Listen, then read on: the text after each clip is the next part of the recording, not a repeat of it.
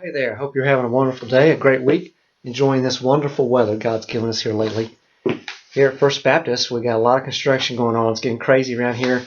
The front entrance, you wouldn't know it now because they're digging down. They've removed the concrete in front of the entrance, and soon they'll be doing a lot more to change the whole face of that.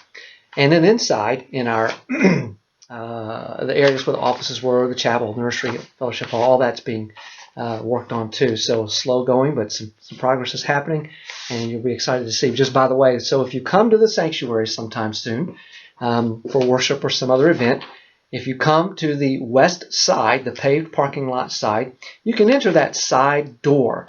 It's up a few steps. It's kind of in the center of that wall of the building. You can enter that door. If you need a wheelchair ramp or something like that, please come to the east end and enter that sloping sidewalk. There's no steps once you get on the sidewalk. Come straight up into the Family Life Center that way, and we can get you in the sanctuary that way. So just FYI for that as we change things around a little bit and get this construction done. Well, I want to share with you some thoughts today about the Apostle Paul and keeping in mind persecuted Christians. You know, Paul went through a lot of troubles and difficulties and even suffered a lot of injustices that were all because he made people mad because he was sharing the gospel of Jesus Christ. And that was his call, his mission. That's what he did. And he did it very, very well. But if you were to read, he had some enormous credentials. He had education. He had status in the Jewish society. He mentions them in a couple of places. One is specifically in Philippians 3. Paul says he was circumcised on the 8th day. That meant his parents followed the Jewish laws. He was of the people of Israel, of the tribe of Benjamin, a Hebrew of the Hebrews. He was saying I'm thoroughly Jewish all the way. And in regards to the law, the Moses law, God's law through Moses, he is a Pharisee, which is one of those people who've kept the law to the nth degree. So he's saying that's part of my credentials. As for zeal, persecuted the church. As for legalistic righteousness, he considered himself faultless.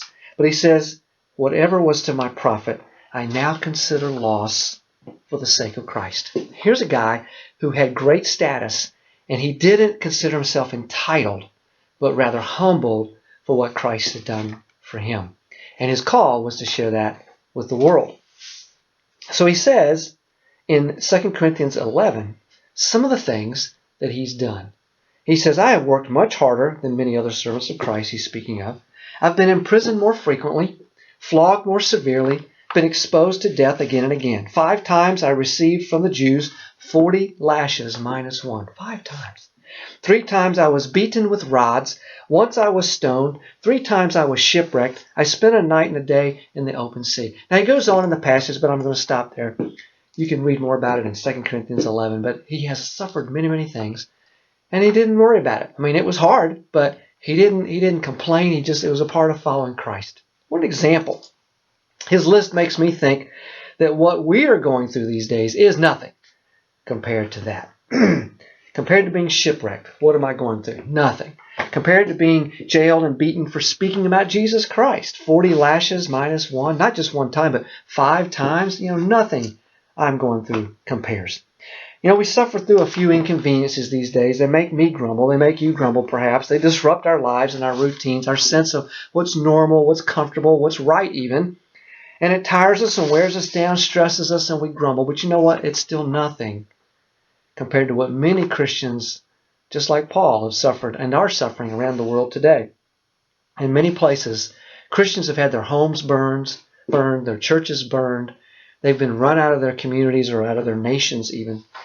Many of them live in concentration kind of camps or some kind of set-up camps. Many have lost their jobs and been jailed, and some, of course, have been killed. I'm going to tell you a couple of little short stories. One, this is information from Voices of the Martyrs. You can look them up online. And they speak of a teen Sunday school teacher. And this is in Laos. And she was berated and interrogated while trying to teach Sunday school to some kids.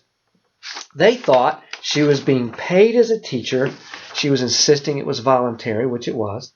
They confiscated her teaching materials, told her to never teach from those materials again.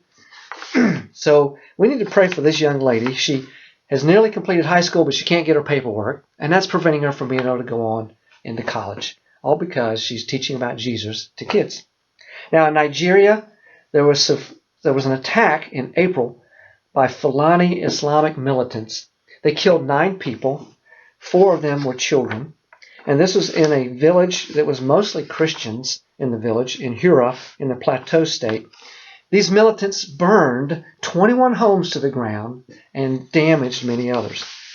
The next day, after the villagers buried their dead, they took a 10-mile walk to leave their village to go to a nearby village because they were afraid of further attacks. We need to pray for our persecuted sisters and brothers in the Lord, like in Nigeria and Laos. And another thing about the people in Nigeria is because of the disruption of the Muslim militants, it's disrupted food sources. Farmers are feeling unsafe. Their food gets stolen, and so farming is disrupted. Famine is a result of that. So also Christians are often delayed or detained for short periods of time in prisons based on Islamic Sharia. So remember to pray for your sisters and brothers around the world. Don't forget them. They're going through much worse than us. And keep the faith. You know, Paul wrote to Timothy in 2 Timothy 4, verse 7, as he's nearing the end of his life. He knows his days are numbered, and he says, I have fought the good fight, and I have finished the race, and I have kept the faith. That's powerful. He confidently says he has kept the faith. I hope you're keeping the faith. You know, we're not going through anything like the Apostle Paul or like many Christians around the world. So buck up, grow up, take the challenge, look for the positive. If you've messed up, ask for forgiveness. Don't choke. Keep the faith. God bless you.